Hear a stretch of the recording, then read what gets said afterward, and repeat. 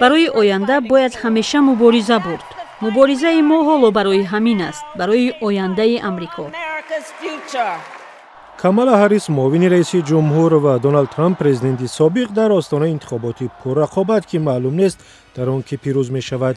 انتخابات امریکا چگونه صورت می گیرد و رهبر نو از چه راه جایگزین جو بایدن رئیس جمهوری فعلی خواهد شد؟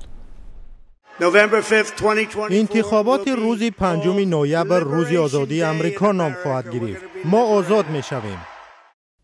رئیس جمهور را در امریکا مردم مستقیم انتخاب نمی کنند. برعکس آنها از بین 538 نفر از هیئت انتخاباتی به یکی از آنها رای می دهند و این فرد از نام رای دهندگان رئیس جمهور را برمیگزیند. هر یک ایالت هیئت مشخص انتخاباتی دارد. هیئت انتخاباتی ایالت کالیفرنیا که سرحالی ترین ایالت امریکاست بیشتر از همه یعنی 57 نفر است. کمترین از ایالت وایومینگ و 3 نفر است چون اهالیش کم است. یکی از نامزدها حداقل باید 270 رای هیئت انتخاباتی را به دست آورد تا پیروز شود.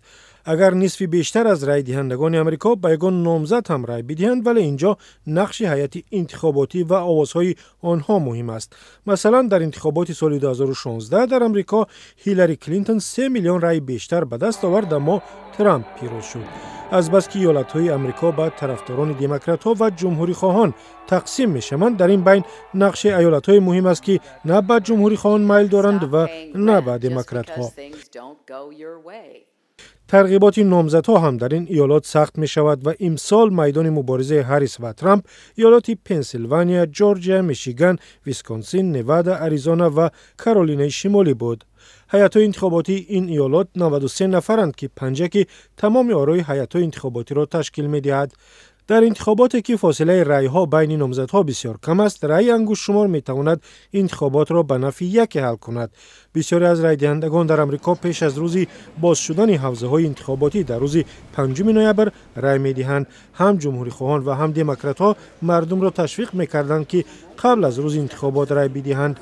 بسیاری از ایالت‌ها اجازه می‌دهند که قبل از روز انتخابات هم برگه رای را به قاطی بیاندازد و از طریق پشت بفرستد تا نوبت در روز انتخابات دراز نشود. سال 2020 به سبب پاندمی کووید بیشتر از 100 میلیون نفر پیشکی رای دادند که رکوردی بود.